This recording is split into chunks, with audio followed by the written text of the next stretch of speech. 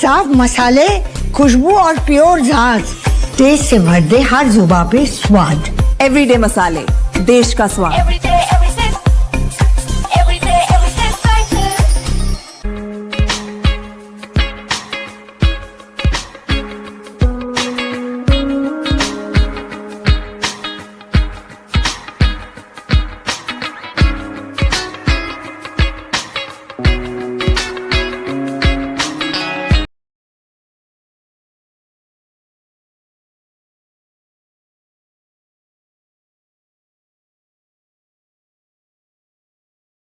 दोस्तों नमस्कार। Colonel Ajay CO jest of money group first global history of finance digital channel से आपसे मुखातिब होता हूं। आज 30 मार्च सन 2026 सोमवार। दोस्तों देश दुनिया का number 1 commodity channel steel, copper, aluminium, zinc, lead के फिजिकल और हाजिर बाजार के ग्लोबल व इंडियन मार्केट का अपडेट देने वाला देश का पहला चैनल है। दोस्तों आज की इस एपिसोड में हम ग्लोबल स्टील न्यूज़ के ऊपर चर्चा करेंगे। भारतीय बाज़ारों में सरिया, एंगल, गर्डर के दामों में कितनी गिरावट क्यों आई, कैसे आई, इसके ऊपर विशेष चर्चा करेंगे। लेकिन यह तय है कि अगले आने वाले 10 से 15 दिन स्टील मार्केट के लिए एक महत्वपूर्ण साबित होंगे। दोस्तों फिजिकल यानी स्पॉट स्टील मार्केट की अपडेट हमने आपको जब भी दी है वो अक्सर सही साबित हुई हैं। कोई भी विशेष अग्रिम रिसर्च रिपोर्ट के लिए आप संपर्क कर सकते हैं। सबसे पहले तो हम चर्चा करेंगे ग्लोबल स्टील मार्केट की साप्ताहिक अपडेट 22 से 28 मार्च 2026। प्रोग्राम के सेकंड हाफ में इंडियन मार्केट के ऊपर चर्चा विस्तार से करेंगे। चैनल को सब्सक्राइब करना बिल्कुल ना भूलें। दोस्तों खबर निकल के आ रही है कि पहली खबर तो चीन से उत्पादन में कटौती और मांग में सुस्ती देखी गई है। चीन के प्रमुख स्टील हब टांगशन में प्रदूषण के कारण लेवल 2 इमरजेंसी लागू की गई है, जिससे स्टील उत्पादन में बड़ी कटौती की संभावना है। चीन में स्टील रबर में वायदा 3130 युआन प्रति टन तक नीचे गिर गया है, जो सप्ताह का निचला स्तर है। प्रॉपर्टी सेक्टर में जारी मंदी के कारण चीन में स्टील की डिमांड कमज़ोर बनी हुई है। चीन की सरकार ने कहा है कि वे स्टील क्षेत्र में अतिरिक्त क्षमता यानी ओवर कैपेसिटी को कम करना जारी रखेंगे। दूसरी महत्वपूर्ण खबर स्टील को लेकर आ रही है कि मध्य पूर्व यानी पश्चिमी एशिया में चल रहे युद्ध अमेरिका, इजराइल और ईरान के बीच शनिवार 28 मार्च को ईरान ने बहरीन और यूएई के एल्युमिनियम और स्टील के से जुड़े ठिकानों पर ड्रोन और मिसाइल से हमले किए।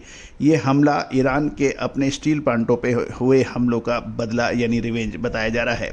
साथ ही स्ट्रेट ऑफ हॉर्मुज़ में तनाव के कारण शिपिंग और लॉजिस्टिक की लागत बढ़ गई है, जिससे ग्लोबल स्टील के निर्यात प्रभावित हो रहे हैं और स्टॉक इन्वेंट्री बढ़ रही है।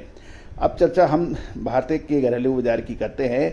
आयरन और यानी एनएमडीसी ने मार्च के लिए कीमतों में वृद्धि की थी और इससे बलिया लंब 4800 रुपये प्रति टन, लेकिन सप्ताह के अंत में बाजार की कमजोरी के चलते और न्यू क्लोजिंग ईयर को सामने देखते हुए कीमतों में दबाव देखा जा रहा है। शुक्रवार 27 मार्च को भारतीय शेयर बाजार में बड़ी गिरावट देखी गई थी। लगभग 1690 अंक सेंसेक्स गिरा था के साथ मेटल इंडेक्स और स्टील शेयरों में भारी बिकवाली देखी गई थी। पीएलआई स्कीम के तहत भारत ने स्पेशलिटी स्टील के लिए 13,230 करोड़ के निवेश का लक्ष्य रखा है, ताकि डिफेंस और ऑटो सेक्टर की जरूरतों को पूरा किया जा सके। अब हम चर्चा करेंगे यूरोप और अमेरिका की।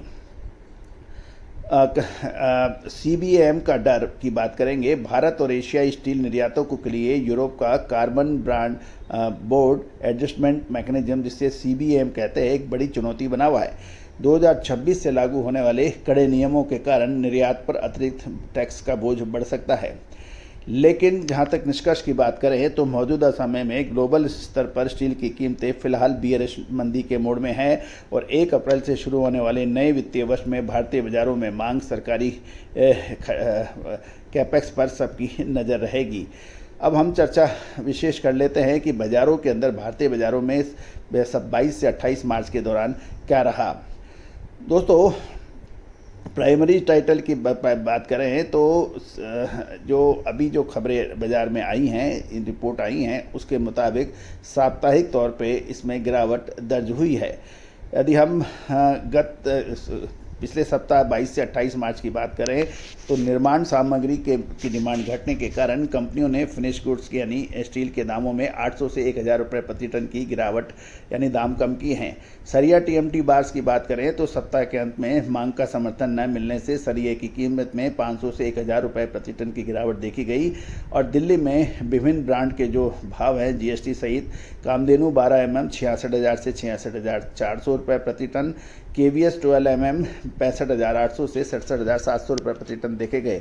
अंबा शक्ति 500 SD 12 mm 65,700 रुपये प्रति टन की बात की जा रही है।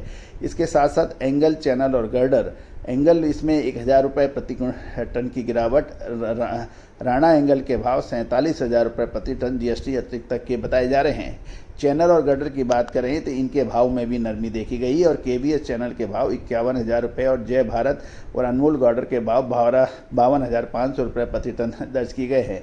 इस मंदी का कारण ग्लोबल मंदी की तर्ज पे रियल एस्टेट और निर्माण कार्यों में मांग में कम होने से कंपनियों को कीमतें घटानी पड़ी हैं। घरेलू मंडियों में नई और पुरानी स्क्रैप की आवक बढ़ गई है, जिससे सेकेंडरी आयरन गुड्स बनाने वाली कंपनियों के पास बिक्री की तुलना में स्टॉक अधिक हो गया है।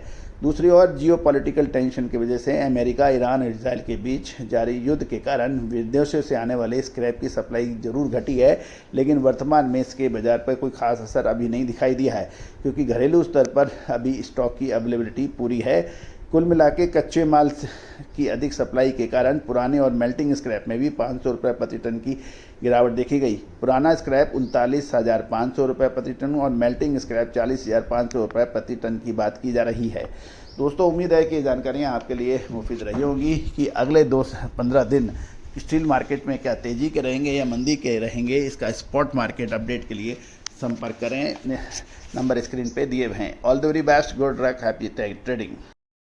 जो हर घर की पसंद बने। सुधा महेश ठक्कर, हल्दी के विश्वसनीय निर्यातक। आज ही संपर्क करें।